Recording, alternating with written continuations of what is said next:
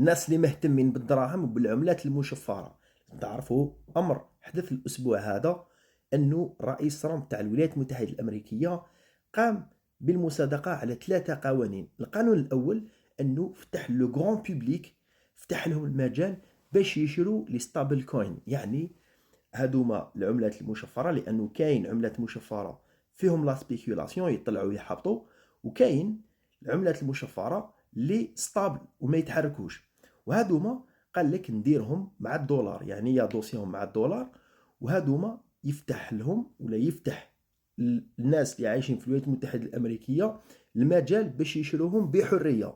وأمر تانيك حتى لي بنك يولي عندهم الحق أنهم هما يمدوا هاد لو برودوي لي كليون تاعهم.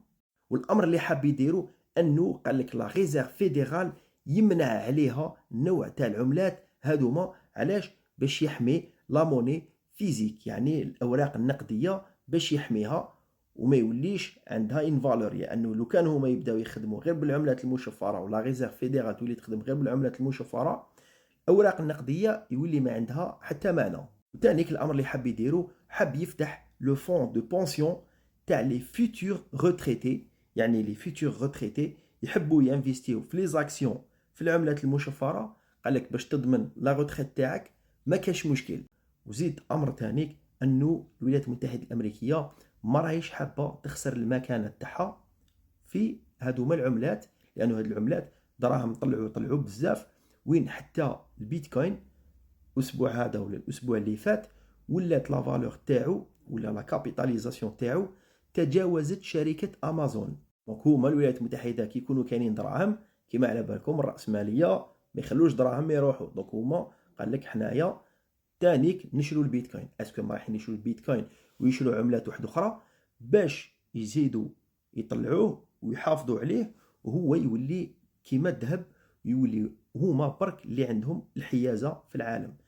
دوك اوروبا مازالت ما تحركتش بالقوانين تاعها وبالبيروقراطيه تاعها، لانهم هما دوك ياخذوا كي يشوفوا الولايات المتحده الامريكيه داروا امر كيما هكذا، هما يبداو يخلوهم هما يتستيو يمشوا في القوانين تاعهم، لانه الولايات المتحده الامريكيه كي يديروا قوانين يعني يكونوا سور منهم. دوك هما كي يبداو يتبعوهم في المرحله الثانيه، واش يحدث؟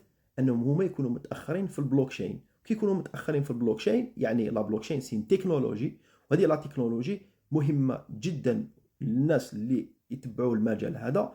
هما كي يكونوا متاخرين يكون لا دوميناسيون تاع الولايات المتحده الامريكيه وهي اللي تتحكم فيهم وهي اللي تطبق عليهم القوانين. نتوما قولوا لنا واش رايكم، اسكو نتوما حابين تنفيستيو ماكمش حابين تنفيستيو في النوع تاع العملات هذه؟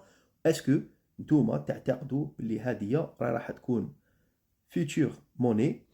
وتانيك لازم تعرفوا بلي الولايات المتحده الامريكيه دائما هما يكونوا سباقين في مجال، ومن بعد اوروبا تتبع، ومن بعد افريقيا، ومن بعد اسيا تكون اوبليجي باش تتبع. تهلاو في روحكم،